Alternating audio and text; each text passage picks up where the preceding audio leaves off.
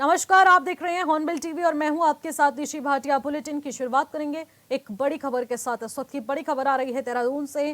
BKTC में हलचल तेज हो चुकी है। बीकेटीसी में नियुक्त किए गए हैं नए सलाहकार। बड़ी जानकारी आ रही है इस वक्त की। बता दें कि बीडी सिंह बीकेटीसी के मुख्यमंत्री सलाहकार नियुक्त किए गए हैं।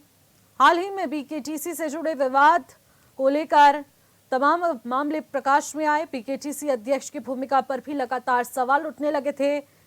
प्रतिबंध के बावजूद केदारनाथ के भीतर भारी उड़ान यहां पर भरी जा रही थी, जिसको लेकर अब एक विशेष तौर पर निर्णय लिया गया है और इस निर्णय के तहत बीकेटीसी अध्यक्ष की भूमिका पर जो सवाल उठे उस पर विराम लगाने की बारी आ चुकी थी और इसी के चलते बीकेटीसी के नए सलाहकार यहां पर नियुक्त किए गए हैं। प्रतिबंध के बावजूद केदारनाथ के लिए बता दें कि उड़ान भरी गई थी और उसके बाद बीकेटीसी के तमाम अधिकारी सवालातों के घेरे में आ गए थे। हलचल तेज इसमें देखने को मिली थी और इसी बीच ये नया फैसला और अहम फैसला माना जा रहा है जब बीकेटीसी में नियुक्त किए गए हैं सलाहकार।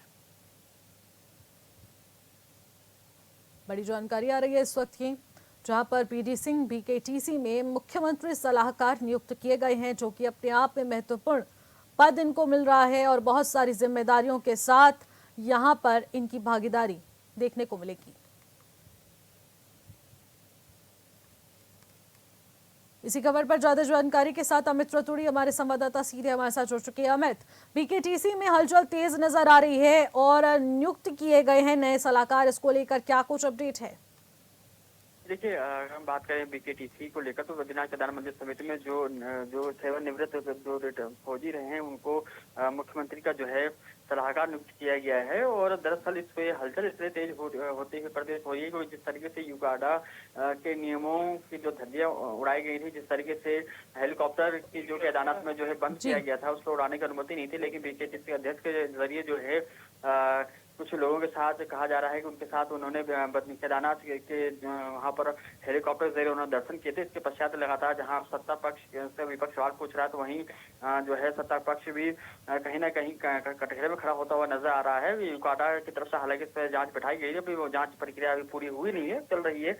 लेकिन जिस तरीके से अब सलाहकार नियुक्त किए गए हैं मुख्यमंत्री के बीकेटीसी में, तो ऐसे में अब जिस तरीके से अगर बात करें तो कहीं ना कहीं चर्चाओं का बाजार भी गर्म है। दूसरी तरफ राजनीति सरगर्मी से कहीं ना कहीं मुख्यमंत्री जो है अगर हम मान के चलें कि कहीं ना कहीं नाराज भी होते हुए दिखाई दे रहे हैं कि जिस तरीके से जब नियमों की अनदेखी कोई जो पदाधिकारी है या जो कोई जो संबंधित अगर हम बात करें जो विभाग का या निकाय का निगम का जिस तरह से हम कहते हैं जो अध्यक्ष है, वो अगर इस तरीके से नियमों की अनदेखी करते हुए तो पालन नहीं करते हैं और इस तरह से वो हवाई जहाज के जरिए जो है नियमों का अनदेखी करते हैं, तो कहीं ना कहीं सवालों कटघरे में बीकेटीसी अध्यक्ष भी खड़े हुए हैं। हालांकि उनकी तरफ से कहा गया था कि उन्हें जो है इसकी जानकारी नहीं थी, उन्होंने सफाई दी थी, लेकिन अब देखना ये होगा कि युगाडा की तरफ से जब इसमें पूरी जांच बैठेगी उसके पश्चात क्या इसमें मामला आता है। लेकिन जरूर है कि जिस तरीके से जो नए जो अगर हम बात करें बीकेटीसी के जो सलाहकार नियुक्त हुए हैं, तो कहीं ना कहीं इसमें राजनीतिक गर्मियां तेज होती हुई नजर आ रही हैं।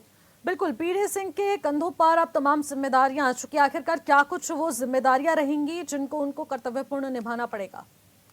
देखिए, अगर हम जिम्मेदारियों की बात करें तो जिम्मेदारियों का चूंकि मुख्यमंत्री सलाहकार है, तो ऐसे में चूंकि सलाहकार का काम होता है कि संबंधित जिस व्यक्ति का सलाहकार है उसको आपने वहां पर उस अपने विभाग की आपने जानकारी देनी है, वहाँ की व्यवस्थाएं हैं, वहाँ पे जो किस तरह का व्यवस्थाएं हैं या फिर किस तरह का व्यवस्थाएं जो उनको ठीक किया जा सकता है, किस तरह से वहाँ कामकाज चल रहा है, वो सारी चीजें आप वहाँ पर एक सलाहकार के तौर पर वहाँ पे आपने उनको जानकारी देनी है। साथ ही साथ अन्य चीजें जो होती हैं जो उनके दायरे में आएंगी वो आपने संबंधित जो मुख्यमंत्री के सलाहकार हैं, तो मुख्यमंत्री को सीधे वो टच में रहेंगे और मुख्यमंत्री को बीकेटीसी के जो भी काम हो रहे हैं उनकी जानकारी देंगे। ठीक है अमित, फिलहाल आपका बहुत बहुत शुक्रिया तमाम जानकारी के लिए, लेकिन आप हमारे साथ बने रहिएगा। देहरादून के बीजेपी सचिवालय में सीएम धामी ने तीर्थाटन में हो रही बढ़ोतरी और श्रद्धालुओं की बढ़ती संख्या को लेकर उच्च स्तरीय बैठक की है।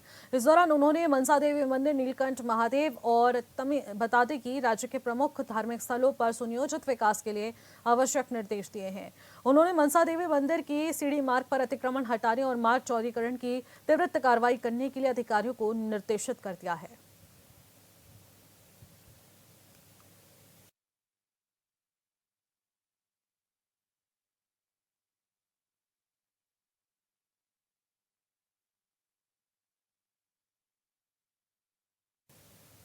तो वहीं इसी पर ज्यादा जानकारी के साथ अमित रतूड़ी हमारे संवाददाता लगातार हमारे साथ बने हुए हैं। अमित, सीएम धामी ने अधिकारियों संग एक विशेष बैठक की, आखिरकार इस विशेष बैठक में क्या कुछ निर्णय लिए गए हैं?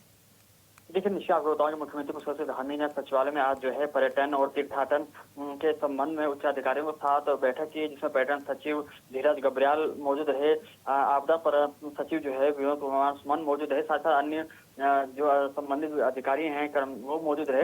अगर हम बैठक की बात करें तो बैठक में यही दिशा निर्देश दिए गए हैं कि जिस तरीके से कल हमने देखा कि मनसा देवी जो एक हरिद्वार में जो एक माता का जो मंदिर है, जहां पर कि लगातार अगर बात करें जो दर्शनों के लिए तीर्थयात्री आते हैं, पर्यटक आते हैं, तो वहां पर हादसा जो दुखद हादसा हुआ जिसमें 8 लोगों की जो है मृत्यु हुई, 30 से अधिक लोग घायल हुए। और वहां पर क्या व्यवस्थाएं रही, इन्हीं चीजों को लेकर मुख्यमंत्री ने बैठक की और बैठक में ये दिशा निर्देश दिए गए हैं कि जिस तरीके से जो मनसा देवी में जो पैदल जो मार्ग है वहां पर जिस तरीके से जो कमियां हैं उसको दुरुस्त किया जाए, पैदल मार्ग का सुदृढ़ीकरण किया जाए। साथ ही साथ जो अहम सवाल जो विपक्ष उठाता है और सरकार को लेकर सरकार की किरकिरी भी हुई है। कई जगह हमने देखा है, चाहे मनसा देवी हो, चंडी मंदिर हो, माता मंदिर हो, या फिर चाहे अन्य जो तीर्थाटन हो, केदारनाथ की हम बात करें, यमुनोत्री बात करेंगे, वहाँ बात वहाँ भीड़ नियंत्रण, क्राउड मैनेजमेंट की व्यवस्था को बेहतर किया जाए, ताकि भीड़ जो है वो सुनिश्चित तरीके से दर्शन भी कर सके और भीड़ के जरिए कोई एक जिस तरीके से चाहे अफवाह फैलने के जरिए हो या फिर अन्य चीजों के जरिए हो, कोई भी उसमें दुखद घटना ना होने पाए, चाहे अफवाहों के जरिए जिस तरह से भगदड़ मचने की संभावना होती है वो चीजें ना हो पाए। जैसे भीड़ मैनेजमेंट यानी क्राउड मैनेजमेंट को लेकर मुख्यमंत्री तरफ से स्पष्ट निर्देश दिए गए हैं। साथ ही साथ सभी जो धार्मिक स्थल हैं वहां पर चाहे जो मार्ग की व्यवस्था हो या जिस तरीके से कल बात हुई थी, अफवाह फैली थी कि करंट फैल रहा है तारों में, ऐसे में जो तार हैं, जो बिजली के पोल हैं, जो खंभे हैं, वहां पर जो तार, चूंकि मानसून का समय चल रहा है तो ऐसे में उन तारों को लेकर अगर हम बात करें कि यूपीसीएल हो या पिटकुल हो, ऊर्जा विभाग के जो संबंधित अधिकारियों को निर्देश दिए गए हैं कि सभी जो तीर्थाटन की जो जगह है, पर्यटन की जो जगह है, वहां पर जो खुले में जो तार है इनको समुचित व्यवस्था इनकी कर ली जाए, इनको ठीक कर लिया जाए। जो तार खराब है या ट्रांसफार्मर कहीं खराब है तो उसको व्यवस्थाएं बेहतर बना ली जाए, उनको ठीक कर लिया जाए, उनको रिप्लेस कर लिया जाए, ताकि इस तरीके के आने वाले समय कोई घटना ना होने पाए। हालांकि ये जांच का विषय है, हरिद्वार वाला जो मामला हुआ उसमें जांच का विषय है, मजिस्ट्रेट जांच के आदेश दिए गए हैं कि क्या वाकई में बिजली के तारों में करंट दौड़ने से हादसा हुआ या फिर किसी के जरिए अफवाह फैलाई गई है। हालांकि जिस के जरिए अफवाह फैली वहां पर पुलिस के द्वारा अज्ञात के खिलाफ मुकदमा भी दर्ज कर लिया गया। लेकिन इन्हीं चीजों को ध्यान में रखते हुए मुख्यमंत्री पुष्कर धामी ने संबंधित अधिकारियों को यात्रा मैनेजमेंट की बात हो, क्राउड भीड़ नियंत्रण की बात हो, ऊर्जा विभाग में जिस तरह से हम बात करें जो पोल्स लाइट के खंभे होते हैं, तार होते हैं, ये जो तार खुले में छोड़े होते हैं, इनको सही करने के निर्देश दिए गए हैं बैठक के जरिए। ठीक है अमित, बहुत बहुत शुक्रिया तमाम जानकारी के लिए। खबरों पर नजर बनाए रखिएगा। अगली खबर का रुख करेंगे। चमोली में दूसरे चरण के लिए वोटिंग जारी है और 106 साल की बुजुर्ग महिला ने वोट डालकर लोकतंत्र की मिसाल पेश की है। कैरसन विकासखंड एरोली गांव के पर्वतीय क्षेत्रों में लगातार पोलिंग बूथ पर लगातार मतदाता पहुंच रहे हैं और इसी बीच आपको बता दें कि गांव की पार्वती देवी बूथ पर पहुंची और उन्होंने मतदान किया।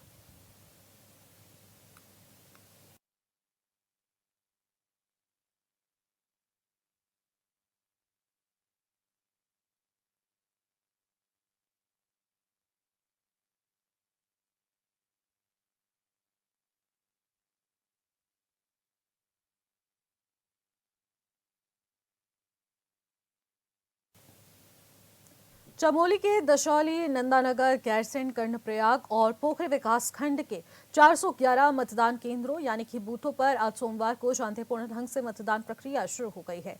5 विकास खंडों में 1,80,232 मतदाता अपने मताधिकार का प्रयोग करेंगे। सुबह से ही मतदाता अपने अपने बूथों पर पहुंचकर मतदान कर रहे हैं। प्रशासन की ओर से सभी आवश्यक व्यवस्थाएं की गई हैं ताकि मतदाता बिना किसी परेशानी के अपने मताधिकार का प्रयोग कर सके। सुरक्षा के लिए पुलिस बल की तैनाती भी की गई है। वहीं बीजेपी के प्रदेश अध्यक्ष महेंद्र भट्ट ने अपने गांव बता दें कि ब्राह्मणथाला और पथरनाथ की विधायक लखपत बुटोला ने अपने गांव चौड़ी से मतदान किया है।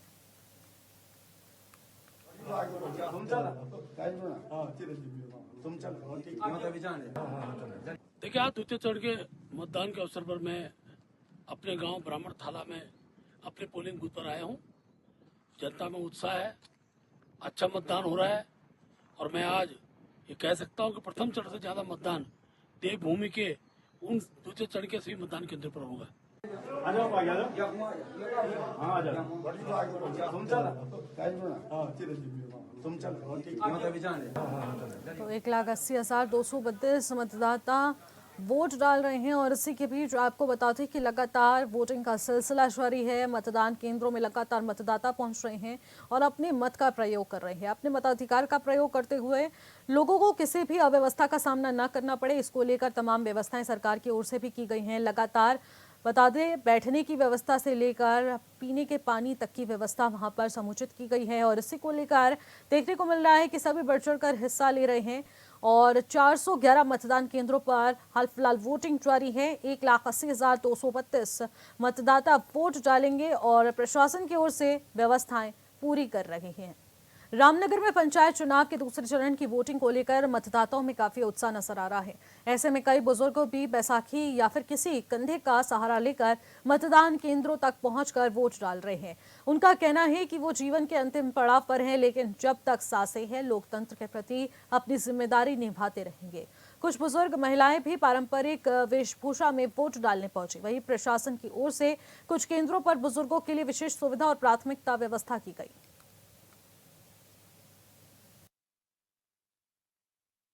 60 साल की उम्र हो गई जी हमारी और गांव के विकास के लिए हम वोट देने आए हैं जी। गांव में विकास ही होने चाहिए। नाली नहीं है, नाली सब ऐसी पड़ी हुई है और कोई काम हो नहीं रहा है। रोड भी सही नहीं है जी, रोड भी ऐसी खराब ही चल रही है सारी। अब ये अब जो जिसको वोट दिया है, देखो जीत के आएंगे तो अब काम करेंगे कुछ गाँव का। अब जो जीत के आएगा सब काम करेंगे गाँव के लिए। कोई संदेश यही है कि अपना मत का हल्द्वानी में त्रिस्तरीय पंचायत चुनाव में युवा मतदाताओं में काफी उत्साह देखने को मिल रहा है, जहां सभी मतदाता अपने मतों का प्रयोग करते हुए दिखाई दे रहे हैं। चांदनी चौक गुरुद्वारा क्षेत्र में ग्राम सभा में बनाए गए मतदान केंद्र में सुबह से मतदाताओं की लाइनें लगी हुई हैं और वहीं प्रधान पद के प्रत्याशी निशा गोदियाल का कहना है कि उन्हें लोगों का समर्थन मिल रहा है। उन्होंने कहा कि वो जनता के भरोसे पर खड़ी उतरेंगी।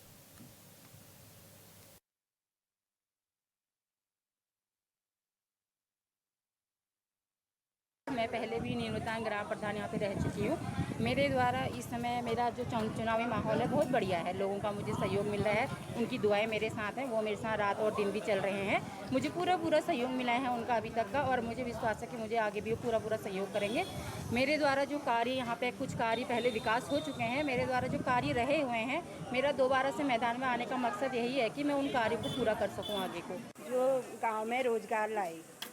किस प्रकार की समस्या ग्रामीण में देखने को मिलती है?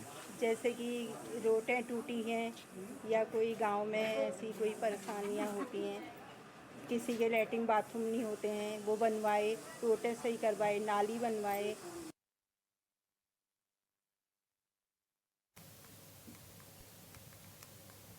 खबरों में आगे बढ़ेंगे। रुड़की की गंगनहर पुलिस ने बेगुनाह को फंसाने की साजिश की पोल खोलते हुए आरोपी को गिरफ्तार कर लिया है। बताया जा रहा है कि पिता बेटे ने एक किशोर को थाने में लाकर उस पर अवैध तमंचा रखने का आरोप लगाया, जिसके बाद पुलिस जांच में जुटी। वहीं सीसीटीवी और पूछताछ से मामले का बड़ा खुलासा हुआ। बताया गया कि निखिल शर्मा नामक युवक ने पुरानी रंजिश में किशोर को फंसाने की साजिश रची, जिसके चलते वो खुद अपने पास रखा तमंचा किशोर के सर पर तानकर उसे थाने लेकर आया।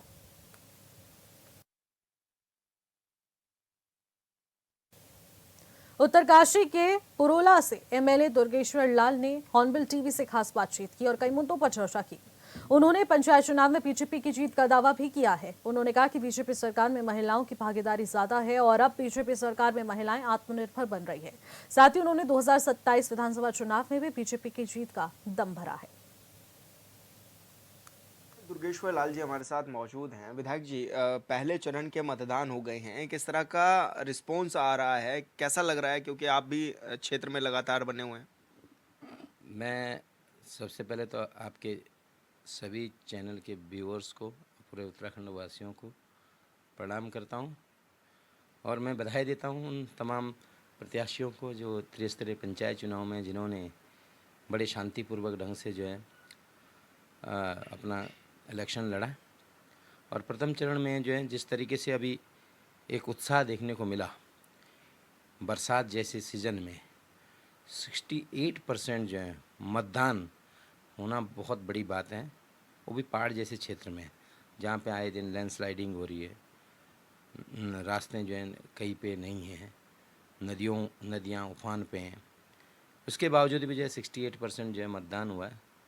ये कहीं ना कहीं लोकतंत्र को मजबूत करने का लिए लोगों की भागीदारी है। मैं उन तमाम मतदाताओं को प्रणाम करता हूँ, धन्यवाद करता हूँ कि जिन्होंने इस लोकतंत्र के पर्व को बड़े उत्साहपूर्वक मनाया। भाई साहब, अब ये भी देखा जा रहा है कि महिलाओं की भागीदारी काफ़ी ज़्यादा देखी गई है इस बार। क्या ये इसलिए भी हुआ कि क्योंकि जिस तरह बीजेपी कई तरह की योजनाएं भी लेकर के आती हैं, कार्य भी करती है, क्या अब उसको देख करके भी आप लोग अंदाज़ा लगा रहे हैं कि महिलाओं की भागीदारी बढ़ी है इस ओर? देखिए, महिलाओं के जो भागीदारी है उसको शुरू से देख लीजिए, रानी लक्ष्मीबाई से लेकर के और आने वाले भविष्य में महिलाएं हमेशा डिसीजन मेकर रहती है और एक निर्णायक भूमिका निभाती हैं। और हमारी प्रदेश की और देश की जो सरकार महिलाओं के लिए जो उच्च स्तरीय व्यवस्था कर रही है, उनके सेल्फ डिपेंडेंट बनने के लिए जो है योजनाएं ला रही हैं। मैं मोदी जी के जो विज़न है, जिन्होंने महिलाओं को अग्रणी भूमिका में लाया है, पहले स्थान पे लाया है, महिलाओं को सेल्फ डिपेंडेंट बनाया है। चाहे आपको लोकसभा में 33% जो आरक्षण दिया है, जो महिलाओं को उनकी भूमिका अदा करने का जो मौका दिया है, वो बिल ला कर के लोग महिलाओं में, हमारी माताओं बहनों में एक उत्साह है। उसी का प्रतिफल है कि आज लोग जो है महिलाएं 73% जो है वोट कर रही है, वोट कास्ट कर रही है। तो कहीं ना कहीं सरकार के प्रति महिलाओं का झुकाव है, लगाव है और देश के प्रधानमंत्री को अपना आशीर्वाद देना चाह रहे हैं। और इसी का आप परिणाम देख लीजिए। उत्तराखंड के हमारे यशस्वी मुख्यमंत्री जी ने सदन में जो है 30% क्षतिज आरक्षण लाया, जो महिला आरक्षण लाया, उससे राज्य सरकार में महिलाओं की भागीदारी ज़्यादा होगी, उनको नौकरियों में ज़्यादा मौका मिलेगा। तो ये सब चीज़ें जो हैं कहीं ना कहीं पार्टी हित में भी हो रही है और साथ साथ सरकार की जनहितकारी योजनाओं का प्रतिफल भी है। इसीलिए आज की डेट में महिलाएं एक निर्णायक भूमिका में हैं और मैं कहता हूं जहां मातृशक्ति है वहां डेफिनेटली जीतें। और भारतीय जनता पार्टी इस त्रिस्तरीय पंचायत चुनाव में एक नया परचम लहरा रही है और जिससे कि जो है आने वाले भविष्य भी हमारा जो है 2027 का भी तय कर रहा है। अच्छा भाई साहब, क्योंकि दूसरा चरण अभी रह रहा है, दूसरे चरण के लिए क्या कुछ तैयारियां हैं आप लोगों की? और अगर संगठन की बात करें तो किस तरह से कार्य भी संगठन कर रहा है कि ताकि ज़्यादा से ज़्यादा वोटर्स को साथ लिया जाए अपने साथ? देखो, संगठन हमारा एक रीढ़ की हड्डी है। संगठन अपने कार्य को बखूबी से निभा रहा है और वो एक बूथ लेवल के कार्यकर्ता BLA 1 से लेकर BLA 2 से लेकर के बूथ अध्यक्ष से लेकर पन्ना प्रमुख से लेकर के हमारे राष्ट्रीय अध्यक्ष तक जो है अपने कार्यों में लगे हैं, अपने काम को बखूबी तरीके से कर रहे हैं। चाहे सरकार के विधायक हों, चाहे अन्य दायित्वधारी हो, तमाम लोग जितने भी लोग हैं वो काम को बड़ी निष्ठापूर्वक कर रहे हैं। और अभी जो सेकंड चरण की बात करी आपने, तो जो उत्साह लोगों को प्रथम चरण में देखने को मिला, मुझे लगता है कि सेकंड चरण में और उत्साह ढंग से जो है, क्योंकि एक we need a motivation, that motivation comes from this first stage election ना। उस पहले स्टेज का जो इलेक्शन हुआ उससे हम लोगों को मोटिवेशन मिल गया है कि भाई 78% जो है मत प्रतिशत हुआ है, डेफिनेटली ये जो और बढ़ेगा, क्योंकि सरकार की जनहितकारी योजनाओं से पूरा देश और प्रदेश ने, हमारे उत्तराखंड ने, क्योंकि उत्तराखंड के दिल में मोदी साहब बसते हैं और मोदी साहब बसते हैं तो डेफिनेटली धामी जी इस उत्तराखंड को संवारने का काम कर रहे हैं। अच्छा भाई साहब, किस तरह से संगठन ने आपको जिम्मेदारी भी दी थी और निर्वहन किस तरह से किया गया? क्योंकि ये भी देखा जा रहा है कि जिस तरह से आप खुद ही बता रहे हैं कि निर्वाचन निर्विरोध हम लेकर के आए, तो किस तरह उनकी समन्वय आप लोगों ने स्थापित किया? क्योंकि एक बड़ी जिम्मेदारी होती है क्षेत्र विधायक के तौर पर आपकी, किस तरह समन्वय भी स्थापित किया और क्या लग रहा है विकास के आगे आने वाले समय में और क्या कुछ कार्य देखने को मिलेंगे? देखिए, हम 24 आवर जो है क्षेत्र के लिए और जनहित में कार्य करते हैं। हम सभी कार्यकर्ताओं के साथ सलाह मशवरा करके कि भाई ये है कि अगर आप सारी जिम्मेदारी, सारी रिस्पॉन्सिबिलिटी अपनी लोगे और सब चीज़ें कहोगे कि एक हाथ से सब कुछ चलेगा, तो इट कांट बी पॉसिबल। लोगों को जिम्मेदारी देनी ज़रूरी है। हमने अपने कार्यकर्ताओं को, अपने जो हमारे बुजुर्ग लोग हैं, गांव के सियाणे हैं, वजीर हैं, जो हमारे मुख्य लोग हैं, जो पार्टी के ध्वजवाहक हैं, हमारे जिलाध्यक्ष से लेकर के मंडल अध्यक्षों से लेकर के तमाम बूथ अध्यक्ष तक सभी लोगों ने अपनी सहभागिता निभाई है और लोगों के साथ सामंजस्य बिठा करके कि किस तरीके से गांव में आपसी मेल मिलाप करके, क्योंकि पंचायत चुनाव में होता ही पार्टियां बनती तो इधर उधर 2 खेमे बनते हैं, 3 खेमे बनते हैं। उन खेमों को ख़त्म करके हमने कहा भाई हम एक हैं, वी आर वन। तो एक गाँव को एक बनाए रखने के लिए ये परिपाटी चली और जिससे कि निर्विरोध ज़्यादा से ज़्यादा लोग आए और उसके लिए हमने सब मिलजुल के काम किया है, लोगों के साथ बैठ के काम किया है और डेफिनेटली उसका रिजल्ट हमें मिला है। जी, धन्यवाद सर। हॉर्नबिल टीवी से बातचीत करने के लिए दुर्गेश्वर लाल जी हमारे साथ है, जो कि बता रहे थे कि पंचायत चुनाव में किस तरह के रुझान भी आने लगे हैं और किस तरह से उन्होंने कार्य भी किया है ग्राउंड पर उतरकर। हॉर्नबिल टीवी के लिए देहरादून से विशाल गर्ग। फिलहाल इस बुलेटिन में इतना ही। आप देख रहे हैं हॉर्नबिल टीवी। नमस्कार।